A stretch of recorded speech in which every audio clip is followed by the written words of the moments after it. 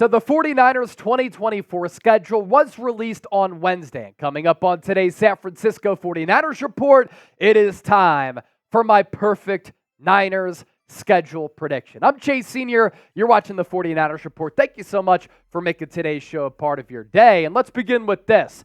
If you are excited for some Niners football, because the next couple of months, I'm dreading it. It's going to take a little while for the regular season to get here, but it's going to be here before we know it. And then once it gets underway, we got some football to talk about. Hit that thumbs up icon and like the video if you're jacked up.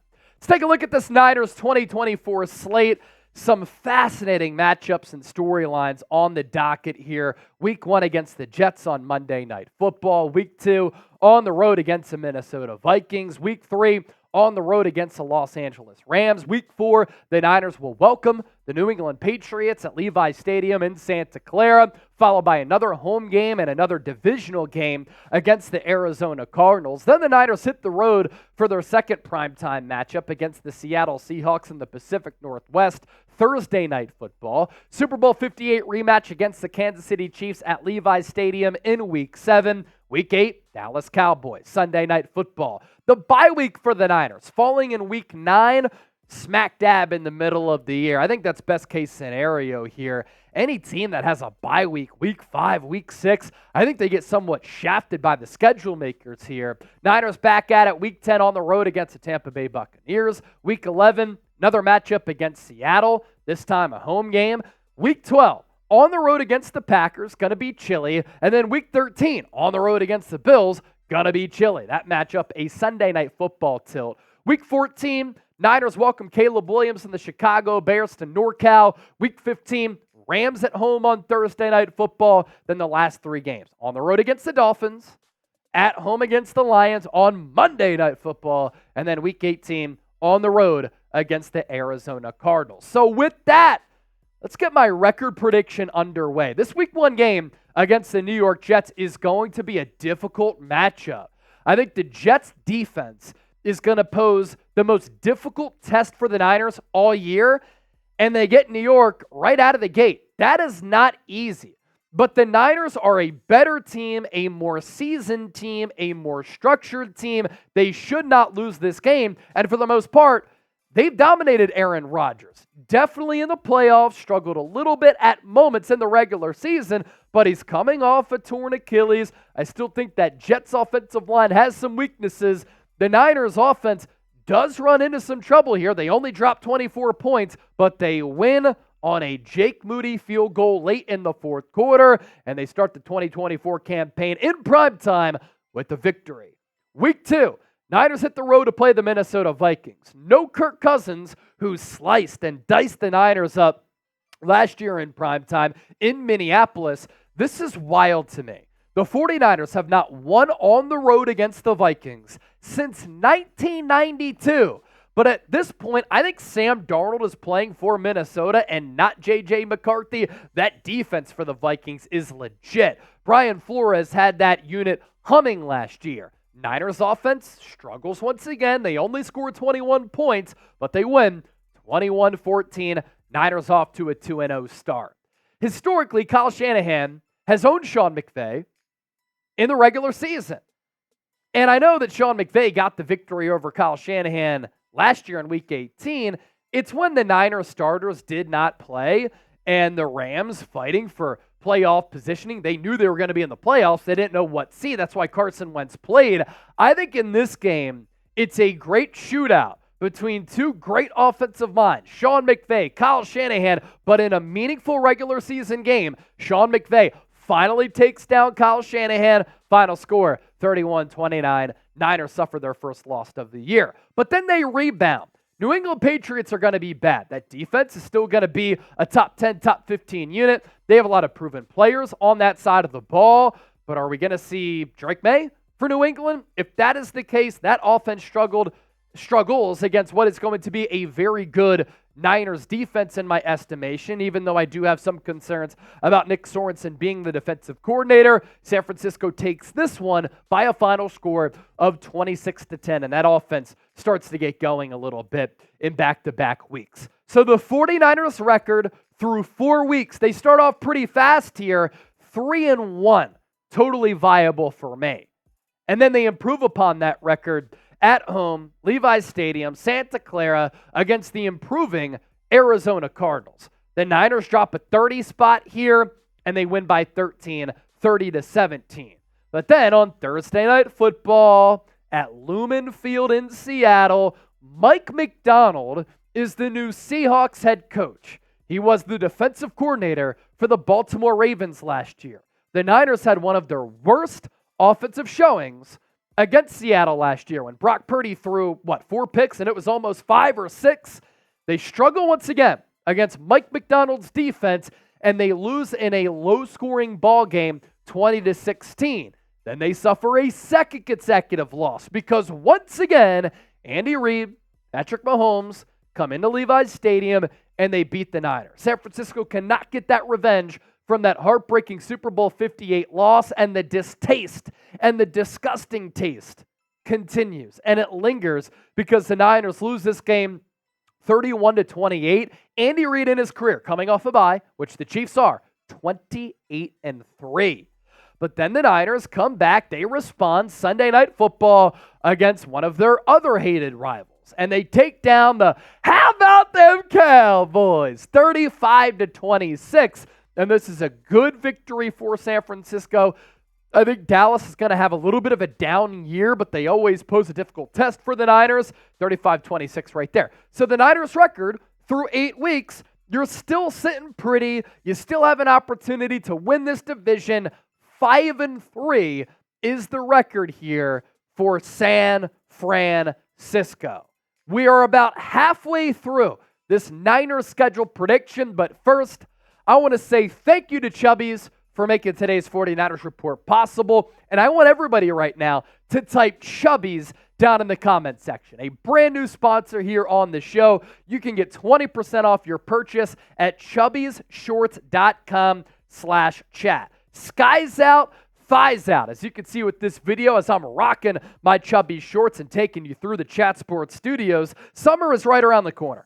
Our friends at Chubby's are bringing the good vibration. Chubby's is a lifestyle apparel brand that makes every moment feel like a vacation. They say fashion is an expression of one's character, so why not let the world know you're down for a good time? Look at me. I'm always down for a good time. You see me partying on the watch parties. Chubby's offers a variety of high-quality men's apparel, from super stretchy shorts and swim trunks in 3 short inseam lengths to pants, polos, and button-down shirts for when you need to hit up your favorite weekend brunch spot, or you just want to look good, feel good. Embrace the spirit of endless summer with Chubby's, the ultimate destination for bold, vibrant, and outrageously comfortable clothing. Got your new swimsuit lined up for the summer? If not, check out Chubby's Classic Line Swim Collection. Chubby's swim trunks feature quick-drying 4-way stretch fabric and elastic waistband, single zippered back pocket, and built-in mesh boxer brief leaner because, well, you already know why that liner's in there. Pockets on the swimsuits, huge, available in multiple inseams. And listen up, ladies and gentlemen, for a limited time only, Chubby's is giving our listeners and our viewers 20% off your order with our exclusive code. All you have to do, use the code CHAT. Button-up shirts, regular shorts, swim trunks, comfortable menswear that'll have you looking good and feeling good this summer. 20% off your purchase, chubbysshorts.com/chat, promo code CHAT. Let's get back at it here. Week 10 matchup for San Francisco. They travel across the country to Florida to play the Tampa Bay Buccaneers, and the Buccaneers have really paid a lot of their own players this offseason, from Baker Mayfield to Mike Evans to Antoine Winfield, becoming the highest paid safety in NFL history. This is going to be a close game, I think, up until the fourth quarter when the Niners pull away, coming off the bye, 32-23, the dub for San Francisco. Niners lost the previous game to Seattle, but then at home, they find a way to split against the Seahawks. Frankly, I don't think the Seahawks are going to be that good this year, but it's an in-division game. Their defensive style gives the Niners problems. They once again pose a formidable test, but the Niners win this game in another low-scoring matchup, 20-13. Then back-to-back cold games on the horizon for the Niners here when they travel to Green Bay and they travel to Buffalo. This is a rematch of the divisional game. It was a thriller at Levi's Stadium. Brock Purdy did struggle to throw the football in the rain. Here in this game, he proves, hey, I can sling it in the cold temperatures, and he's going to help the Niners score 33 points to take down the Green Bay Packers, 33-30 in a thriller in a game in that late afternoon Eastern window at the frozen tundra of Lambeau Field. Then the Niners stay in that part of the country to play the Buffalo Bills. This game could be even colder. The weather could be even more inclement. And the Niners lose this one 24-21. Josh Allen, difficult quarterback to contain. He can run. He can throw. The Niners have trouble containing quarterbacks who can make plays happen with their legs. I also think Buffalo's defense, even though their offense steps back a little bit, they replaced Stephon Diggs with Keon Coleman. Going to take a little while for Buffalo. At this point of the season, December 1st, they might have it popping, but Orchard Park, difficult place to play. You get that victory against Green Bay. You find a way to split here. I still think that's fine and dandy for the Niners. They lose this one in a close bout, 24-21. So the Niners record through 12 games, entering the final stretch here, so to speak, is 8-4. And you're still in a position to maybe get the 1 or 2 seed in the NFC, and you're competing for the division.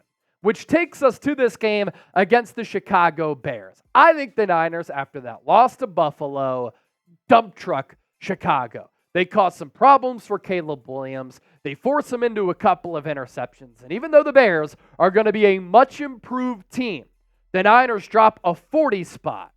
As Kendrick Perkins would say, a 40-piece wing dinner with some spice on the side, 40-20. My final score there. And just like the Niners found a way to split with Seattle, they find a way to split against the Los Angeles Rams. And this game comes in a big spot because I believe the Niners, Rams, the two teams going to be competing for the NFC West crown, and this could go a long way in helping the Niners win the division. 33-26, my final score, a late Debo touchdown. Week 16, cross-country travel against the Miami Dolphins. When the Niners have had to go up against offenses with a lot of speed, with a lot of vertical components like Kansas City, they struggle a little bit. And they struggle in this game. They lose by 2 as Mike McDaniel takes down his former boss in Kyle Shanahan, 28-26. Then the Niners lose again to the Detroit Lions on Monday Night Football. Like the NFC Championship game, this game takes you on a roller coaster ride. It's wild. It's crazy. But the Niners lose late, 35-31. The Lions have been wanting this rematch since they lost in the NFC Championship game. And they've thrown some shade toward the Niners' way. Dan Campbell bites some kneecaps on his way to a 35-31 win.